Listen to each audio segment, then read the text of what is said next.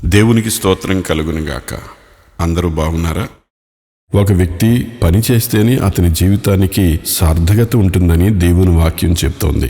ఒక వ్యక్తి పని చేసినప్పుడు అతని జీవితము ఒక పరిపూర్ణమైన జీవితంగా పరిగణించబడుతుంది.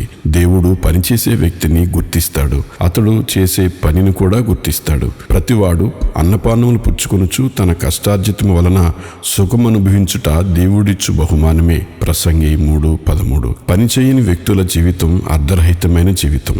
వారు ఎల్లప్పుడూ ఇతరుల పైనను ఇతరుల కష్టార్జితం పైనను జీవిస్తూ ఉంటారు. అది ఎదుటివారి శ్రమను ఎదుటివారి కష్టార్జితాన్ని దోచుకోవడమే అవుతుంది. సోమరితనం కష్టించి పని చేయనివ్వదు. ఉతక మీద తలుపు తిరుగును, తన పడక మీద సోమరి తిరుగును. సామెతలు 26:14. నిద్రమత్తు చింపుగుడ్డలు ధరించుటకు కారణమగును. సామెతలు 23:21.